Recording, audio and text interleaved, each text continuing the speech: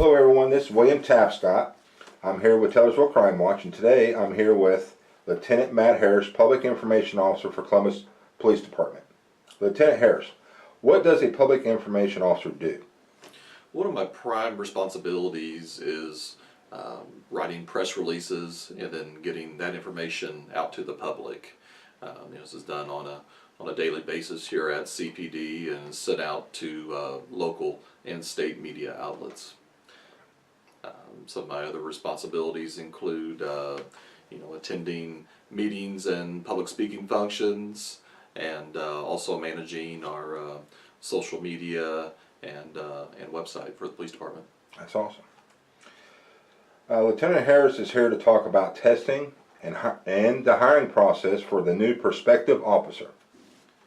This is a question that we get a lot because there's some confusion sometimes in regards to the amount of time that it takes to become an officer, and obviously it's something that when we have a testing process, someone can't just take a test and then be hired a short time after. There's a long vetting process that occurs, and we've tried to condense this testing process down as much as possible, while still making sure that we're keeping the right candidates and doing thorough checks on everybody who wants to be a prospective officer. The first part of this testing process is a written test, and there is a third-party company that we contract with, and they go around the state conducting tests for prospective law enforcement officers. So it's not uncommon for a prospective applicant to test at several different locations. So after the conclusion of the written test, those are scored that same day. A candidate's going to know how they did, and if they score high enough, then they will be moved on to a oral interview with the police chief, deputy chief, and the rest of the police command staff. So generally after that first day, someone's going to know where they stand and how well they've done.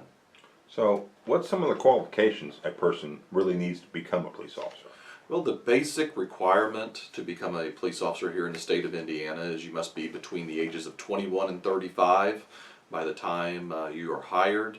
You must have a minimum of a high school education or GED, no felony convictions, and a valid Indiana driver's license.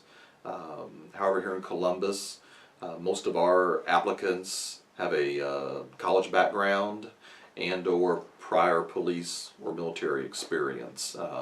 We're proud that over 25% of our officers are military veterans, and that's something that we try to go out and reach out to veterans, because they possess a skill set that blends well with the police department.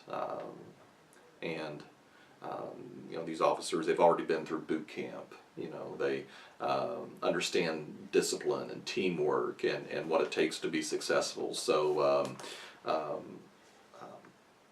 we strongly seek out these people to become police officers. And then we also have other officers who have gone to college and then graduated and applied. So but someone who has not gone beyond high school will probably have a difficult time becoming an officer here in Columbus. It's not that they wouldn't make a bad officer, it's just that we're seeking out people that have an advanced skill set to be officers here in Columbus. Okay. That's good information though. If someone wanted to contact for the hiring process or just contact CPD in general, how would they do that? Well, they can contact the police department's front desk number at 376-2600. We try to put as much information as we can out on our website. It's even been condensed where it's just a short one-page initial application where in a matter of just a couple minutes someone can fill that out and submit it. So we've tried to make it as easy as possible. Applications are also available in the Human Rights Office, at the personnel office here in City Hall. So, but most of the applications we receive are done so online. Okay.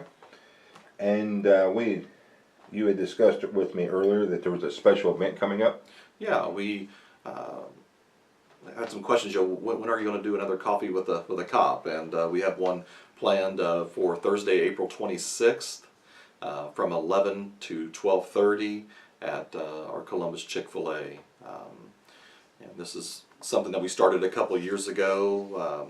We try to have community events throughout the year, and this is just another opportunity for the public to come and speak to our officers about concerns or questions that they might have. I know our Chief of Police, Chief Rohde, has attended all of these, and it's very important for him to be able to hear questions that people from the community might have, and people are always excited to have the chance to speak directly with the chief about something if they have a question or concern. So, but we'll have a handful of officers there, and have free tea and coffee for those that want to just come and stop by and mingle with the officers for a minute. And we have a number of other programs coming up later this year with our teen driving, or women's self-defense, or firearms courses for the public, as well as our Public Safety Academy in August. So if anyone has questions about any of these programs, we'd be certainly happy to talk with them about that, or they can check out the police department's website for more information. That's awesome. Thank you very much for the interview and your time, sir. Absolutely. Thank you.